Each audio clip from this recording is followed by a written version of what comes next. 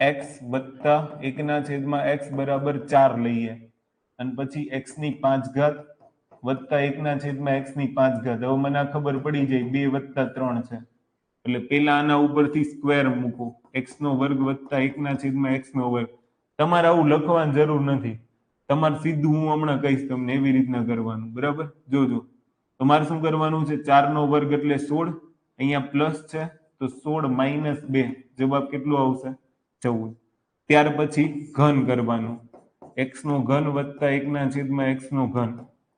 તો 4 નો ઘન એટલે 64, 4 તેરી 12, અહીંયા પ્લસ છે તો માઇનસ 12, જવાબ આવશે 52. હવે મારે શું કરવાનું? 52 ગુણ્યા 14 કરવાના અને એમાંથી મારે આ જો અહીંયા પ્લસ છે તો આ જે કિંમત આપી છે એ બાદ કરવાની એટલે -4 કરવાના. અચ્છા, આવું નથી કર્યું ને? 14 માઇનસ 4 એટલે 10, 10 ગુણ્યા 52 520, એમ જવાબ ન આવે. 52 ગુણ્યા 14 પેલા કરવાના અને પછી એમાંથી -4 કરજો. ક્લિયર? જોજો. ઓર એક એક્ઝામ્પલ ગણીએ, 5 વાળો એક્ઝામ્પલ ગણી લઈએ. જુઓ, x વત્તા 1/x બરાબર કેટલા છે? 5.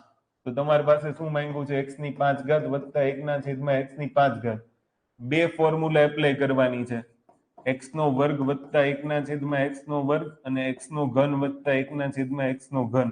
આ બંને મેં આગળ શીખવાડી દીધું કે આના ઉપરથી આ કેવી રીતના આવે અને આ કેવી રીતના આવે. સૌથી પહેલા 5 નો વર્ગ એટલે કેટલો? 25, અહીંયા પ્લસ છે તો -2, જવાબ આવશે 23.